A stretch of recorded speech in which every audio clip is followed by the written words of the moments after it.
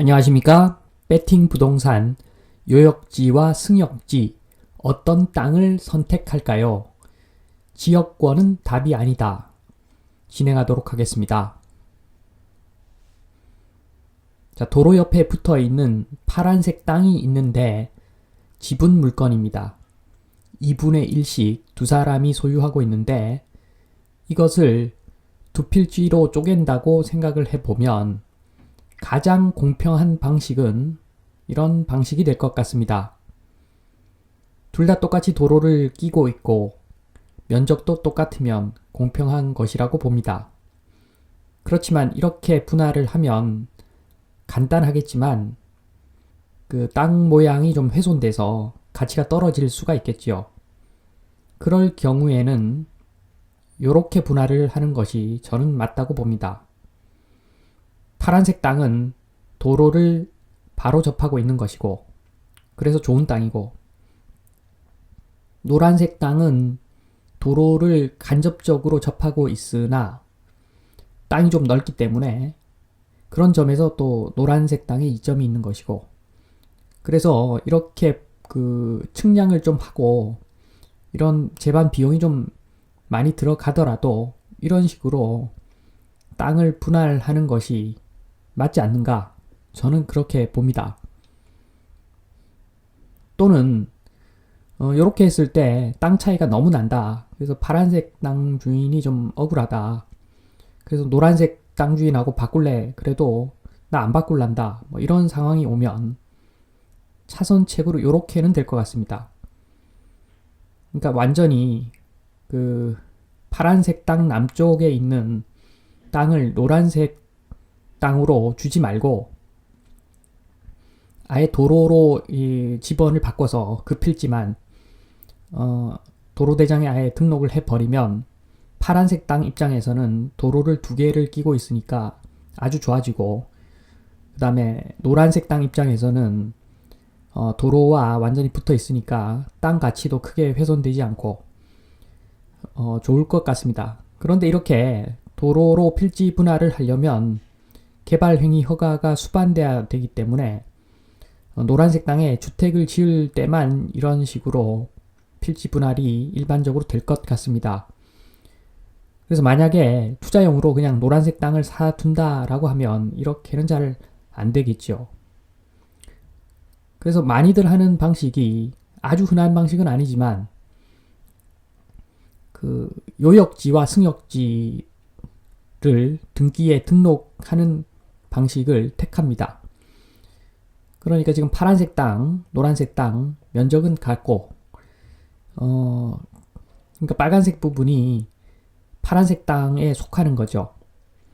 그래서 요역지, 승역지 설정을 할 때 남쪽에 그 빨간색 부분 100제곱미터만 등기에 설정을 하면 일단 그 요역지 주인 입장에서는 일단 빨간색 땅을 쓸 수 있는 권리가 생긴다. 그게 등기에 표기가 된다는 점에서 좀 안심할 것이고, 승역지 땅 주인은 빨간색을 어떤 그 지역권을 설정을 하기는 하지만 어쨌든 소유자는 승역지 주인이기 때문에, 승역지 주인이 빨간색 땅을 소유하고 있기 때문에 표면적으로는 소유하고 있는 땅의 넓이가 같고, 그래서 서로 좋아 보이는 것 같기도 합니다. 자, 요것을 등기를 한번 확인해 보면, 자, 노란색이 요역지, 필요하다, 요역지, 승역지, 승인해 준다, 뭐 그래서 승역지. 저는 이렇게 암기를 하고 있는데 그러면 그 절대 잊어버릴 리는 없습니다. 자, 등기부 등본을 보면 우선 파란색 승역지 땅의 등기부 등본, 파란색 승역지니까 이것은 어떻게 보면 의무사항을 표기한다고 볼 수가 있습니다.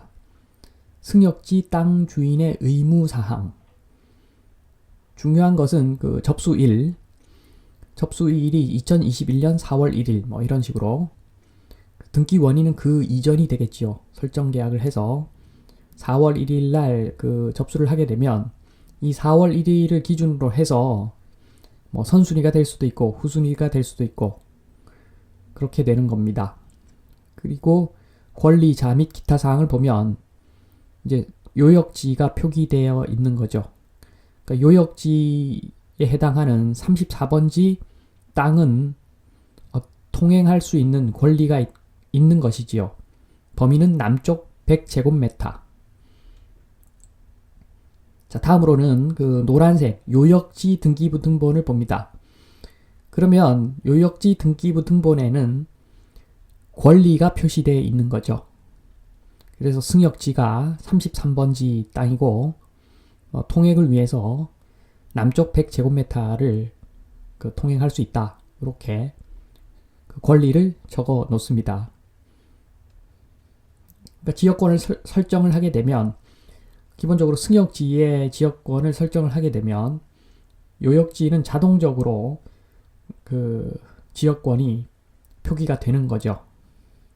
자, 이렇게 했을 때 문제가 뭐겠습니까?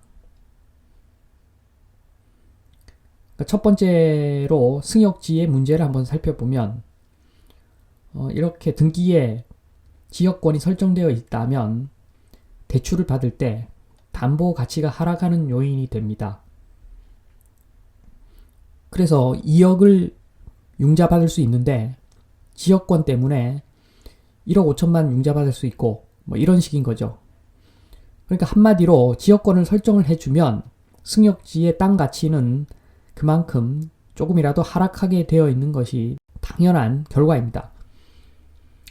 그런데 이게 어떻게 보면 지역권을 설정을 했지만 신의 한 수라고 생각되는 것은 도면에 지역권 위치, 상세 표기를 하고 면적까지 등기에 기입을 해 놓는다면 전체 땅이 아니라 그 빨간색 땅만 어떤 의무가 생기는 것이기 때문에 조금 낫죠. 만약에 이렇게 안 해놓고 그냥 파란색 땅 전체를 승역조로 다 해놓으면 이것은 너무도 땅 가치를 떨어뜨리는 행위가 되겠지요. 그래서 참 다행입니다. 이렇게 한정적으로 위치와 면적을 표기했다는 것은 굉장히 다행스러운 일이고, 자, 두 번째 요역지의 문제. 어떻게 보면 요역지의 문제가 훨씬 더 큰 문제입니다. 일반적으로 땅을 살 때 장기 투자가 많으니까 일단 요역지 땅 주인은 등기부에 권리가 표시되어 있다. 그렇기 때문에 이제 안심이다 하고 방치를 해 둔다면 승역지 주인이 지역권 설정된 땅을 마음대로 사용할 수가 있겠죠. 어차피 땅 투자를 했기 때문에 요역지 땅 주인은 정말 아주 몇 년에 한 번 갈 수도 있는 일이고 이럴 경우에 승역지 주인이 땅을 팔 수도 있는 거고 또 아니면 승역지 주인이 자기 마음대로 그냥 땅을 사용해 버리면 조금 골치 아파지는 경우가 생깁니다.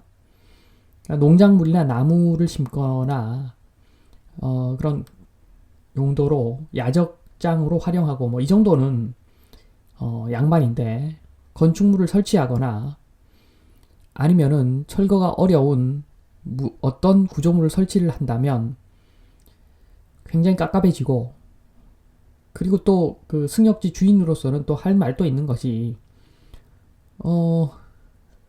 그 지역권을 설정을 해놨지 통행 한 번도 한 적도 없고 도로로 어떤 도로 설치를 위한 자갈이라도 깐 적이 없다, 저 요역지 주인이. 그래서 그런 내용들이 있기 때문에 이게 법으로 결국엔 해결을 해야 될 문제가 생길 수도 있습니다. 얼마나 골치 아픕니까? 그게 첫 번째 문제고, 두 번째 문제는 그 통행이라고 표기를 했기 때문에 주택 등을 건축할 경우에 지역의 그 담당 공무원에 따라서 추가로 승역지 땅 주인의 동의를 받아와라 라고 할 수가 있습니다. 당연한 이야기가 될 수도 있는 거죠, 이게. 통행이라고 그랬지 뭐 하부에 배수관을 설치하거나 하수관을 설치하거나 전기를 인입하거나 이런 등의 문제는 그 등기에 표기가 되어 있지 않기 때문에 애매한 거죠. 결국에는 통행이라고 하는 말은 나중에 건물을 지을 수도 있기 때문에 통행이라는 말을 표기를 한 건데, 순수하게 통행만 해라 이렇게 돼 버리면 나중에 건물을 지을 때 아주 큰 문제에 봉착할 수도 있는 것이죠. 자, 그래서 지금 요역지와 승역지 어떤 땅을 선택할까요? 저라면 뭐 면적이 좀 작아도 승역지를 무조건 선택할 것 같습니다. 자, 지금까지 그 지역권 설정에 따른 문제를 살펴보았습니다. 이만 마치겠습니다. 감사합니다.